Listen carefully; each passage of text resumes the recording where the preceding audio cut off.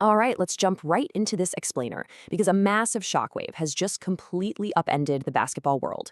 LeBron James, arguably the greatest to ever touch a basketball, has officially entered the open market. He actually informed the Los Angeles Lakers that he won't be coming back for the 2026-27 season. So we are looking at a living legend actively searching for what could very well be his absolute final championship run. 24. I really want you to stop and think about the sheer human endurance required here. LeBron is 41 years old. He's turning 42 this December, and he is preparing to enter his 24th professional season in the NBA. We are literally in unprecedented territory right now. The longevity, the conditioning, that absolute relentless drive to just keep playing at this level. It defies logic. He wants to keep playing highly competitive, meaningful basketball. And as we'll see, the entire league knows exactly what he still brings to the table. Section 1, The King Leaves LA. Hope I made a few proud during my stint. That was his farewell message to the purple and gold, capping off an incredible 8-year run that, of course, brought them that 2020 championship. But listen, he isn't walking away because his skills are fading. Not even close. Last season, playing in this wild alternate reality alongside Luka Doncic in LA, LeBron still put up an elite 20.9 points, 7.2 assists, and 6.1 rebounds a game. He was still a primary playmaker. The production is still so incredibly high, which is exactly why his departure leaves such a massive crater out in Los Angeles. Now, the Lakers are staring down a hole of roughly $52 million in cap space. But let's be real, money doesn't just automatically replace a guy like LeBron James. They have some dire roster needs right now, specifically at the wing and center positions. They have this massive void to fill, and while LA scrambles to figure out their next move, the rest of the NBA has basically descended into absolute chaos, trying to secure the king. Section 2, the open market frenzy. Frenzy is honestly the only word for it. LeBron's agent, Rich Paul, has fielded calls from close to half the entire league. You've got the Golden State Warriors actively restructuring their whole offseason just for a chance at him. You've got his former teams, the Cavaliers and the Heat, sitting comfortably as frontrunners. But then you have smaller markets like the Minnesota Timberwolves, the Denver Nuggets, and a huge new entrant in the Philadelphia 76ers throwing their hats in the ring. So why is the market this wide open? It's because LeBron has made it perfectly clear that at this exact stage in his career, he's prioritizing title contention and personal happiness over demanding a maximum salary. He's actually willing to take a pay cut for the perfect fit. And guys, the fits available right now in 2026, they're mind-blowing. Just look at the reality of the NBA today.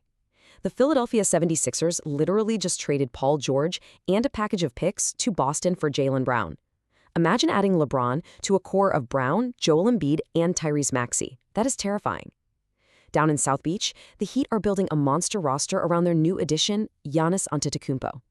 And out west, the Nuggets want LeBron to slot right in as a third scoring option behind Nikola Jokic and Jamal Murray. Any single one of these scenarios instantly tilts the entire balance of power in the league. Section 3, the final 2 contenders.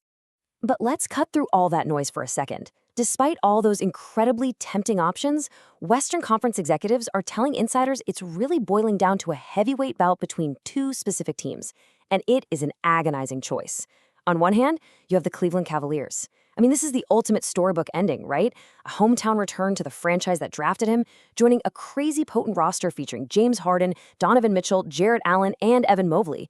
But on the other hand, you have the Golden State Warriors. This gives in proximity to his family down in LA, a relentless recruiting pitch from Draymond Green, and the once-in-a-lifetime chance to team up with his longtime rival, Stephen Curry. This is an attempt to see if the old guard can get one last title. That quote from an executive perfectly anchors the Golden State scenario in reality. It's not just some fun farewell tour, it's a legitimate historical experiment. LeBron and Steph defined an entire era of basketball with those 4 consecutive finals matchups, which obviously climaxed in LeBron's historic 2016 comeback from that 3-1 deficit. To see that legendary, intense rivalry actually turn into an alliance in the twilight of their careers, no question, it would be the biggest story in sports. Now, the Warriors' master plan originally had another massive piece to it.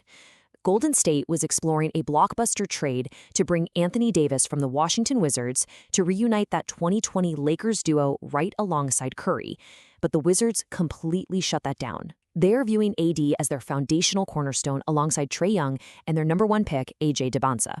So, that super team dream, it's dead, which means Golden State needs a hard commitment from LeBron before they dare make any other moves. Section 4, the Bronny James factor. Just when you think you've got this whole free agency mapped out, boom, there is one final, ultimate wildcard twist. We really can't talk about what LeBron wants without talking about his son. Bronny James just finished a vastly improved second season in the NBA, and multiple front office sources have confirmed that the same teams pitching LeBron are simultaneously discussing the possibility of trading for Bronny. So the whole narrative shifts here. It's no longer just about clearing salary cap space for LeBron. It's about having the actual roster capital required to bring in his son, too. They're a package deal. The absolutely crucial element in all of this is one very specific number, $2.2 million. That is Bronny's recently guaranteed salary. And get this, that guarantee happened just days before LeBron's exit from the Lakers became totally official. Executives across the league agree that Bronny's improved play, combined with that specific contract, adds a very real, tangible wrinkle to any negotiation. It dictates not just the final destination, but the exact financial and strategic cost a team has to pay to acquire the king. So, what does this all mean? LeBron's camp is keeping their cards incredibly close to the vest. But ESPN's Shams Charania is reporting that LeBron now has all the information he needs. It is officially decision time. Is it going to be the storybook return to Cleveland, that unprecedented alliance with Steph Curry up in the Bay, or maybe a shocking pivot to a powerhouse like Philly or Miami? Where do you think the balance of power will shift before opening night? We'll all be watching The Wire, just waiting for Shams to drop that impending announcement. Thanks for watching this explainer, and we will catch you next time as the NBA landscape changes forever.